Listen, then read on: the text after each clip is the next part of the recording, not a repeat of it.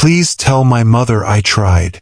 Those 6 words, carved deep into stone with fingernails and desperation, would haunt experienced climber Amy Rodriguez for the rest of her life.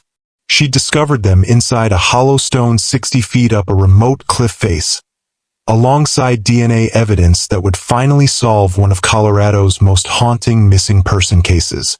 The hollow stone sat like a secret wound in the mountains, 40 miles from where anyone had last seen Elena Harper alive.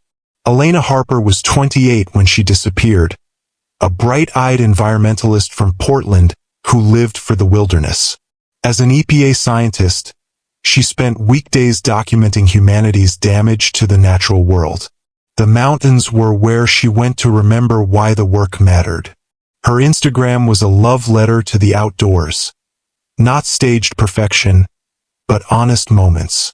Dewdrops on spider webs, morning mist in valleys, her muddy boots against endless mountain backdrops. Elena saw magic where most people saw rocks and trees. Her friend Sarah would later tell investigators, Elena wasn't careless.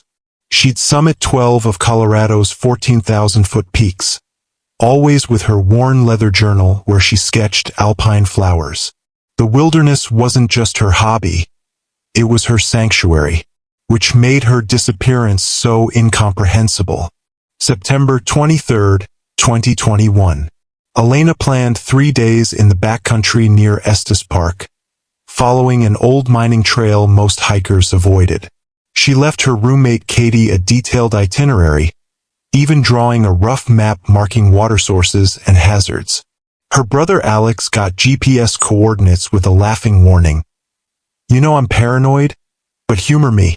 If I'm not back by Sunday evening, send the cavalry. Elena packed like someone who respected the mountain's ability to kill the unprepared. 5 days of food for a 3-day trip. Extra batteries. First aid kit. Emergency gear. Water purification tablets. She was the most prepared person I knew, Katie sobbed to investigators. Elena didn't take stupid risks. She treated every hike like a military operation. The last person to see her alive was Tom Morrison at the trailhead Friday morning.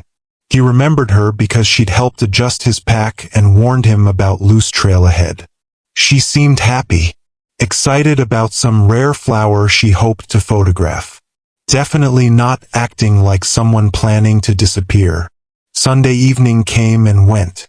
Elena's red Subaru sat alone in the parking lot, autumn leaves gathering on its windshield. By Monday morning, search and rescue teams were mobilizing. The first party found her intended campsite at Beaver Creek untouched. No tent, no fire ring, no evidence she'd made it that far. The trail was well marked and straightforward, hardly where an experienced hiker would get lost. Elena's trail seemed to vanish around mile 4, near steep switchbacks climbing toward higher elevations. Then they found her backpack. The pack sat on a narrow ledge above Cascade Creek, 2 miles off her planned route. It had been placed there, not dropped, sitting upright against a boulder, buckles fastened, as if set down during a rest break. But the pack was torn. 3 clean slashes across the main compartment, too precise for accidental damage. Inside, everything remained exactly where Elena would have packed it. Food in labeled bags, and used first aid supplies. Her journal with the final entry. Made good time today. Tomorrow's the big push to Ridgeline. Can't wait to see the view. Most disturbing was her camera. The final photos showed Saturday afternoon, long after she should have reached camp.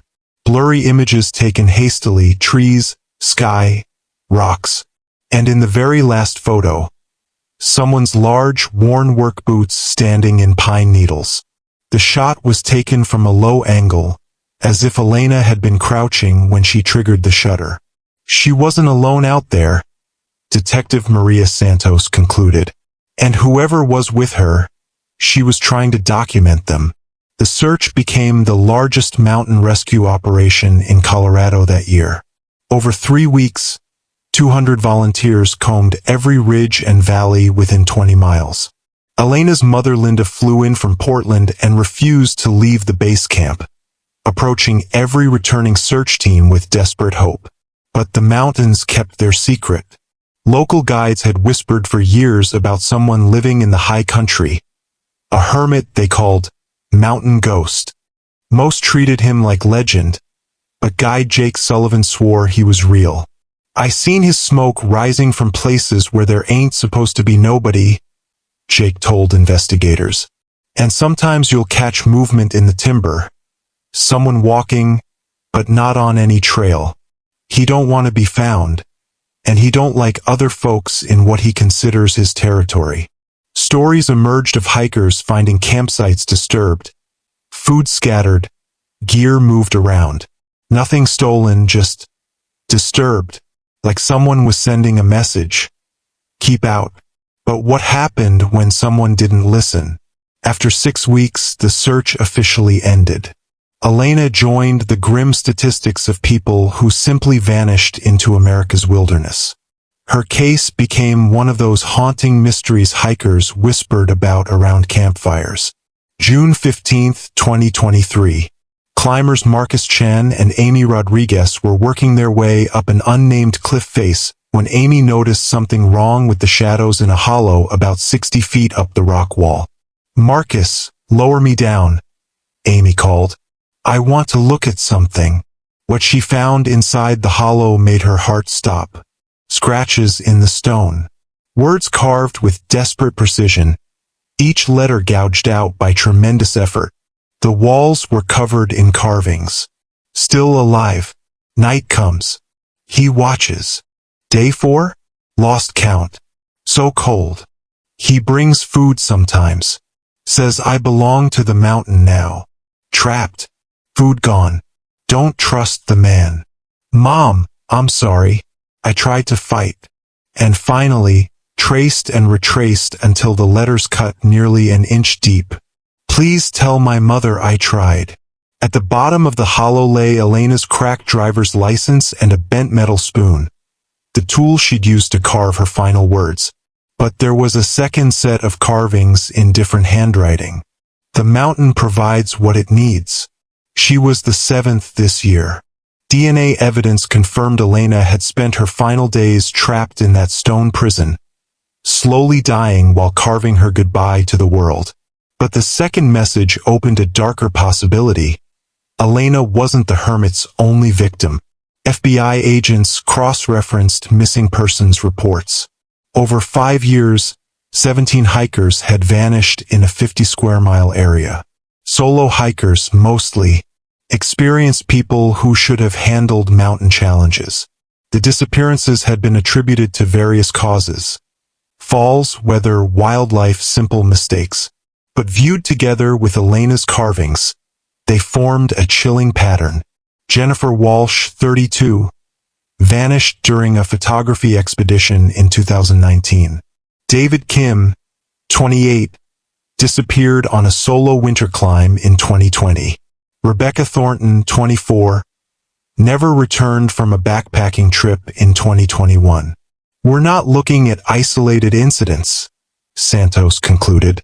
"We're looking at a serial killer who's been using the wilderness as his hunting ground." Armed with Elena's evidence, investigators launched the most intensive wilderness search in Colorado history. The breakthrough came from satellite imagery, analysts studying high-resolution photos for anything unnatural in the landscape. The hermit had been clever. His shelter was camouflaged so perfectly it had been invisible to dozens of aerial searches. Only when looking specifically for smoke signatures did they spot it. Thin, regular wood smoke rising from apparent forest. The structure sat in a natural depression, accessible only by unmarked game trails. From ground level, it looked like a fallen log covered in moss. Underneath was a carefully constructed dugout shelter with ventilation and storage. Inside, investigators found 17 years of killing. Wooden crates contained personal items from dozens of victims: driver's licenses, jewelry, hiking equipment, cameras with final photos of people who never came home. A logbook documented each victim with clinical precision. Names, dates, descriptions, locations where they'd been collected. Elena's entry was longer than most. Subject demonstrated unusual resistance. Required multiple relocations before compliance. Initial attempt at Cascade Creek failed. Subject escaped and had to be recaptured. Final containment at Site 7 successful. Subject survived 11 days before expiration. Elena had escaped once and fought for her life even when hope seemed lost. Her torn backpack hadn't been placed as evidence. It was left after she'd broken free and tried to signal for help, but she'd been caught again. The shelter was abandoned when found, but not long abandoned. Warm embers in the fire pit. Organized food supplies. The same work boots from Elena's photograph sitting beside the door. He knows we're here, Agent Patricia Wells concluded. He's been watching our investigation. When those climbers found Elena's carvings, he knew it was over. Bloodhounds tracked his scent to a creek where it vanished. Helicopter searches found no movement in the vast wilderness. The hermit had melted back into the landscape that had hidden him for years. But investigators now knew his patterns, methods, psychology. His logbook revealed hunting techniques and geographical limitations. He was unlikely to travel far from mountains he knew intimately. He's still out there, Wells told media.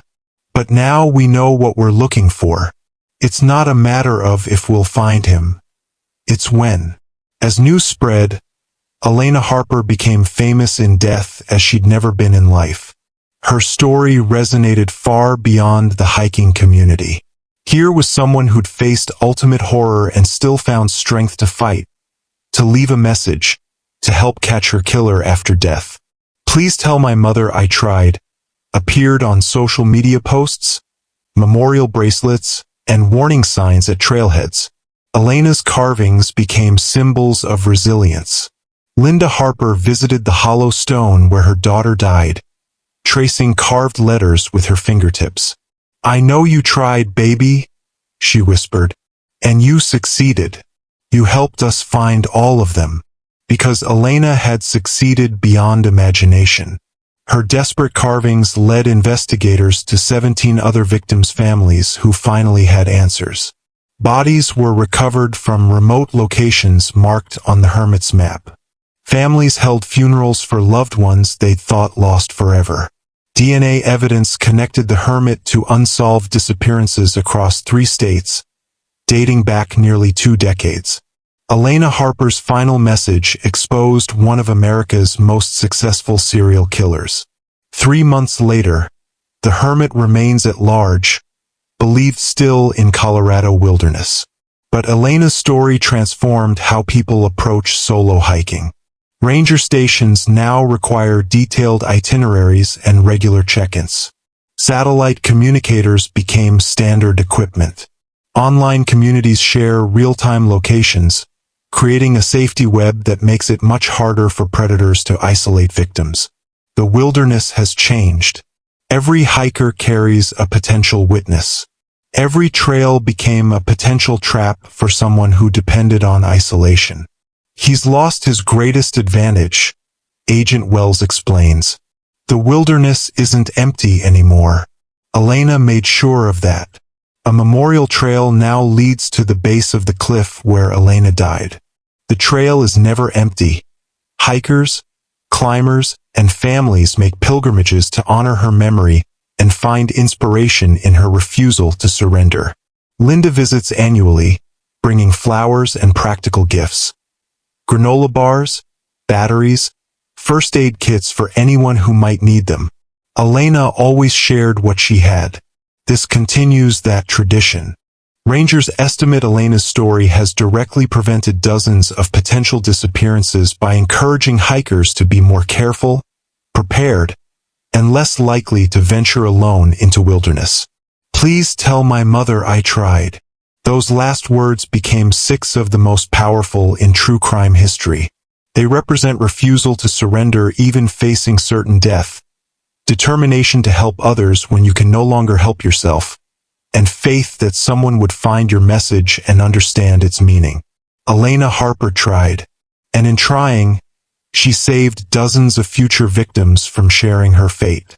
Her final message became the key that unlocked a serial killer's hunting ground and transformed it into a memorial for victims and sanctuary for future hikers. The hermit is still out there, somewhere in the vast American wilderness. But he's no longer invisible. Elena Harper made sure of that. Every hiker who clips a GPS beacon to their pack, every person who shares location with family, every searcher looking for missing persons, they all carry forward Elena's final message. I tried. Because she tried, others now have a chance to survive what she couldn't. In death, Elena Harper became what she'd always been in life. Someone who protected the wilderness and everyone who loved it. The mountains remember. The stone holds her words. And somewhere out there, the hermit knows his hunting days are numbered. Because a 28-year-old environmentalist who loved wildflowers refused to die quietly. She tried. And that made all the difference.